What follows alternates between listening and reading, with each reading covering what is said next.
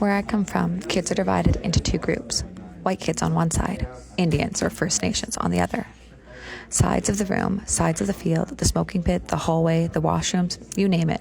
We're on one side and they're on the other.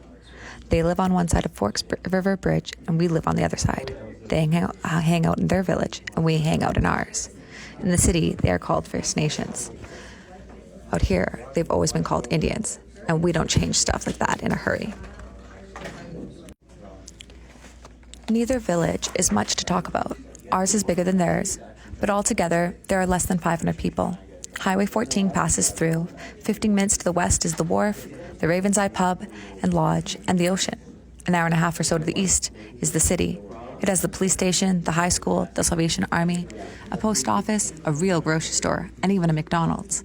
It's more like a grubby little hick town than a city, but it's better than our dump of a village. Whichever way you drive, the highway is a twisting logging road full of potholes. The only reason they fix the potholes is so that the tourists will come out to hunt and fish or check out the ocean and beaches. Nobody in the city cares about our village. The fact is, hardly anyone even knows it exists. The separation thing works like this. When Indian kids are on our side of the bridge, they hang out at the gas station. White kids hang out just up the road and on the other side at Ruby's, your standing dingy smokes, pop, and chips kind of store. They walk on one side of the road, we walk on the other. It's like there's a solid yellow line down the middle. Their side of the bridge is the Indian Reserve. There is a no trespassing sign on the road, so no white kids go down there. There's a yellow line on the school bus as well. It divides the front of the bus from the back. Us at the back, them at the front. You can't see the line, but everyone knows it's there, and no one crosses over. It's just the way it is, and as far as I remember, it's the way it's always been. 90 minutes to school and 90 minutes back, and no one steps a foot in the other territory, except Dune. 20 minutes into the trip to school, on the straight stretch between the hairpin turn and the beach cliffs, the bus pulls around the corner, and there's Dune. He's walking down the middle of the road. I don't know where he lives. There's nothing round, no telephone lines, no driveways, just forests and clear cuts. Every morning, Dune hops on the bus and plunks his butt down dead center, behind them and in front of the bus. But then, with his black hair, white skin, and green eyes, no one knows for sure whether he's one of them or one of us.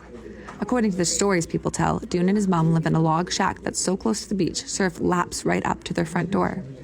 Some people think he belongs to one of the Indian guys. Other people think his dad is one of them men from our side. Either way, he's probably somebody's half-brother.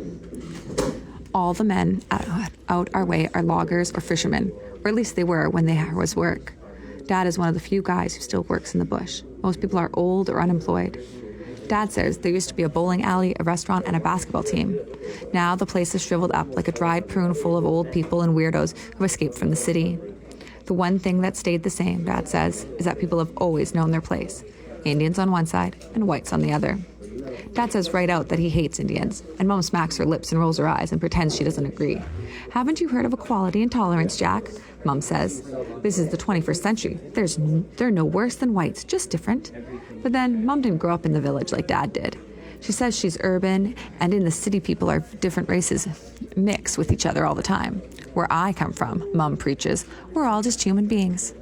That might be what she says, but it's not how she acts. Mom's been around long enough to feel the same way as Dad, just not long enough to say it out loud. For instance, she makes sure she's on the other side of the road when she sees an Indian coming. And when the women in the village started a committee to get a separate school bus, who do you think was the spokesperson? Mom, of course. This is what our village is like, or was like.